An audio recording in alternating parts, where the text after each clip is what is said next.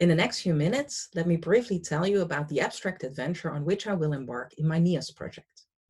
This project is necessarily abstract, as it is part of meta-science, that is the study of how science is done. I will focus on psychological science, but some of my conceptual analyses will also apply more widely. For more than 100 years, ever since psychology was born as a science in the 19th century, psychologists have believed that the experimental method makes psychology a science as opposed to mere philosophy. By using experiments and later also statistics, psychologists tried to establish effects that they could produce and reproduce in the lab. These effects would then serve as solid bricks for building a solid science of mind and behavior.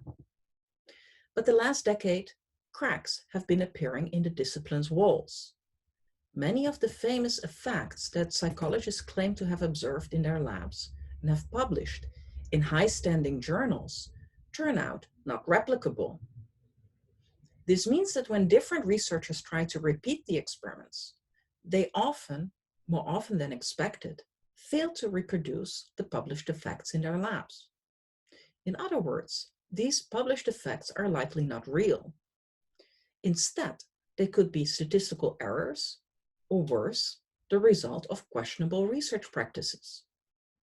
This problem is now so common that psychologists are talking of a replication crisis, or a crisis of confidence. As with any problem, how you set out to solve it depends on how you diagnose its causes. Psychologists have been so married to the idea that science is built on effects that they keep seeking solutions in making experiments and the use of statistics better. This way, they try to make the bricks more solid and robust.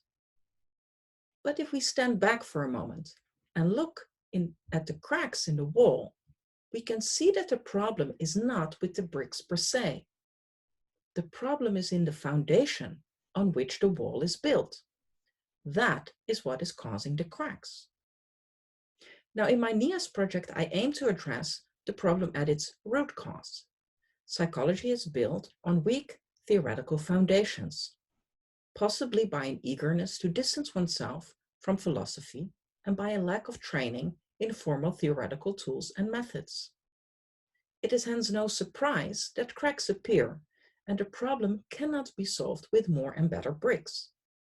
Instead, I will develop new and tailored tools that psychologists can use to strengthen and partially rebuild strong theoretical foundations for a discipline, such that it can restore stability and be more future-proof again.